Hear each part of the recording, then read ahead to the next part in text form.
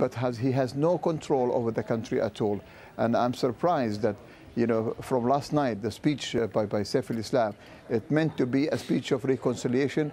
It meant to be a speech to say that we are together and we will fight together. No, he started this war, and he started the killing of Libyans in this way by aircraft. The Libyans, their aircraft killing them.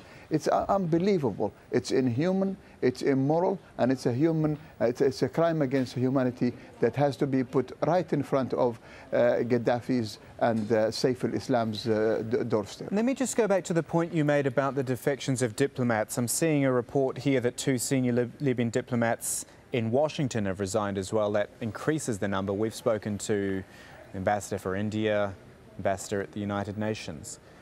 These are all people who are now saying we are with our people and we cannot stand by while the regime does this. Do you think they would have spoken out ever before?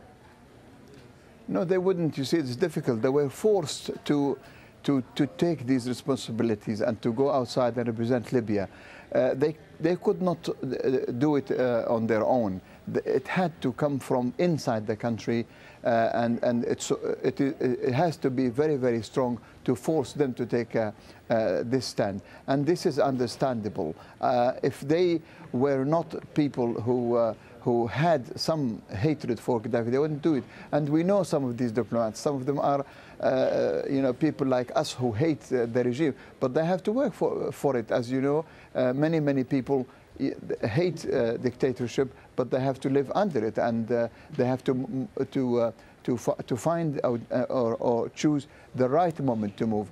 Because in the past, to move against regime, it means that you put your life in their hands, and you either dismissed of your job or you're isolated without anybody knowing about it. Okay, the trouble now.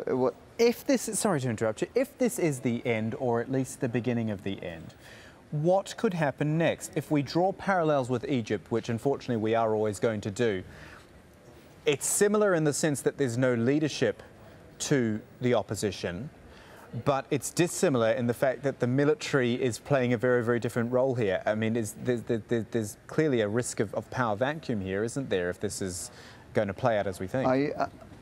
I don't agree with the use of opposition in this context. It has to be taken in a wider perspective. These are the people of Libya, all of the people of Libya who have come and rose in order to combat a regime. Now, I think a situation in Libya much easier than it is in Egypt or in Tunisia. You will be surprised because there is no army, because there is no official army, and therefore the leadership doesn't necessarily go to the military. The military has to step aside. So what happens? I believe there will be a transitional period in which people will gather themselves, they gather their abilities and come together. There are a lot of wise men in Libya and women. There are a lot of qualified people in Libya, and they have been suppressed all these years. These are the people, this is their moment to come out, and they will be, you know, everybody according to his ability, according to his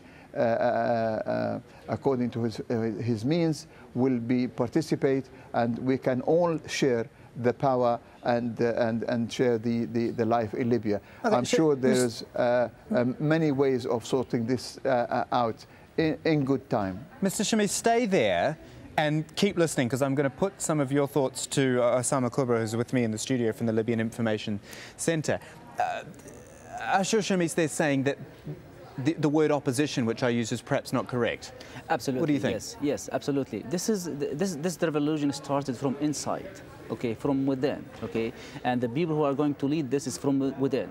And I totally agree with Mr. Shamis there, okay. There are leaders in Libya. There are wise people in Libya. For example, now Benghazi is completely liberated, and it is being run very nicely and very smoothly by wise people inside Benghazi. But these people aren't leading Are they? They're not taking a leading role in the oppositions. They're not figureheads that we can see. Well, because the international community doesn't know about them. Okay, for 42 years, Gaddafi has been oppressing the Libyans, okay, and not letting anyone, okay, shine out. There are lots of bright people inside, and trust me, the world will be really surprised. Once this regime goes away, okay, Libya will really take a very nice role in the international community. What type of role? What can it offer? It will be defined through phases. At the beginning, we need to rebuild the country. I mean, for 42 years, Gaddafi has been really oppressing the people, destroying the country, destroying the infrastructure of the country. So we need first to focus inside and build from inside. And then after that, we will define our roles, especially with the current response from the international community. We really have to take a step back, okay, and think about how the Libya, okay, will integrate with the international community and deal with that. It's very shameful. We are almost talking like it's fait accompli at the moment. I should point out that none of this has happened. This regime hasn't fallen yet, despite the wide feeling it seems that it is on its way out. Defections from diplomats and from members of the Air Force. Ashur Sham is still with us in London. I don't know if you heard the interview we did earlier with the Prime Minister of Qatar, saying he wants to see intervention from the UN Security Council. He wants to see a resolution from there. What do you think that would do? What do you think the UN could actually do?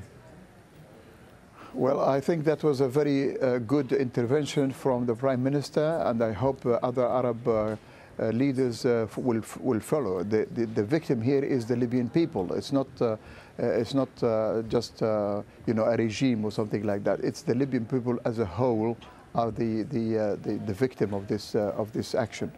The international community can salvage this situation by declaring clear-cut measures against against Gaddafi, against his rule, against his people still, and to call, you know, the former ambassador in the United Nations said that there should be an international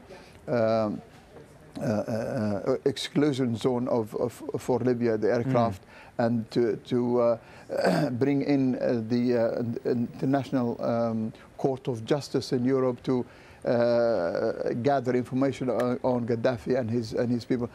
All these measures have to be taken, and slowly we have to put each in its place, and